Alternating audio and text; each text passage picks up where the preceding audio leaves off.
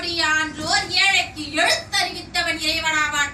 அப்படி இறைவனாக வணங்கக்கூடிய என் ஆசிரியரை வணங்கி மற்றும் என் வாய்ப்பளித்த அனைவரையும் வணங்கி என் உரையை தொடங்குகின்றேன். நான் பேச வந்துள்ள தலைப்பு நம்பினால் நாளை உண்டு. நம்பிக்கையை நீங்கள் எங்கு வைத்தீர்கள் என்று புது கவிதை ஒரு அழகாக வினா எழுப்புகிறது. நம்பிக்கையை நீங்கள் எங்கு வைத்தீர்கள்? புலியின் பல்லில் வைத்தீர்கள், நரியின் கொம்பில் வைத்தீர்கள், ஜாதக ஏட்டில் வைத்தீர்கள், கிளியின் கூட்டில் வைத்தீர்கள், ராசி கல்லில் வைத்தீர்கள், ஜோசியரின் சொல்லில் வைத்தீர்கள். நம்பிக்கையை நீங்கள் உங்கள் மீது வைத்தீர்களா? நம் அனைவரின் வாழ்க்கையிலும் இருள் நேரங்கள் உண்டு, கண்ணீர் சிந்தும் கண்கள் உண்டு. அந்த நேரத்தில் ஒருவர் நம் தோள் மீது கை வைத்து நம்பிக்கை விடாதே, நாளை நல்ல நாள் வரும் என்று சொன்னால் அந்த வார்த்தை நம்மளுக்கு எவ்வளவு பலம் கொடுத்திருக்கும். அதுதான் நம்பிக்கையின் சக்தி. நம்பிக்கை நம்மை செயல்பட வைக்கின்றது. நம்பிக்கையற்ற ஒருவன் கைகளை மடக்கி அமர்ந்து விடுவான். நம்பிக்கை உள்ளவன் எழுந்து நிற்பான், போராடுவான், முயற்சி செய்வான். ஆம், நம்பிக்கையின் மிகப்பெரிய எடுத்துக்காட்டு டாக்டர் APJ அப்துல் கலாம் ஐயா அவர்கள்.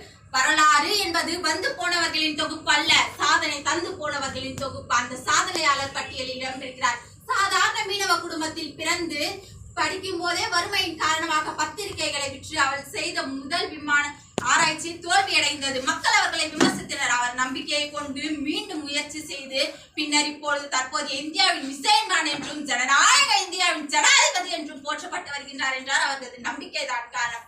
நம்பிக்கை எப்படி இருக்க வேண்டும் தெரியுமா? ஆம், நம்பினால் நாளை உண்டு. கருமையான காலையில் கண்ணீர் சிந்தும் கண்கள் உண்டு.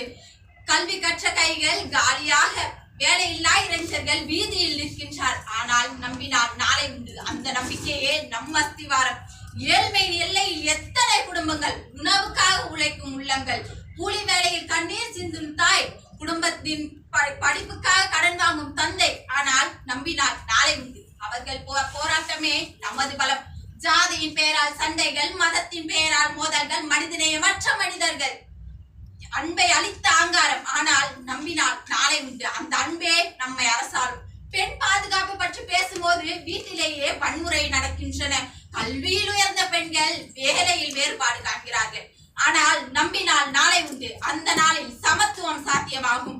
மாசுபாடு மண்ணை மூடுகின்றன, காடுகள் காணாமல் போகின்றன, நதிகள் நஞ்சாக மாறுகின்றன, இயற்கையை இழந்த இடம். ஆனால் நம்பினால் நாளை உண்டு. அந்த பசுமை மீண்டும் பிறக்கும். அரசியல்வாதியின் வாக்குறுதிகள் மக்கள் வாழ்க்கையை மாற்றவில்லை. உலகெங்கும் நேர்மை நேற்று போல் தெரியவில்லை. ஆனால் நம்பினால் நாளை உண்டு. அந்த மாற்றம் நம் கையில். தொழில்நுட்பங்கள் தொலைவுகளை தொலைத்து விட்டது. ஆனால் இதயங்களின் இடைவெளியோ குறைந்து விட்டது. சமூக வலைதளங்களில் சண்டைகள், சந்திப்பில் சமரசம் இல்லை. ஆனால் நம்பினால் நாளை உண்டு. அந்த தொடர்பு மீண்டும் தொடரும்.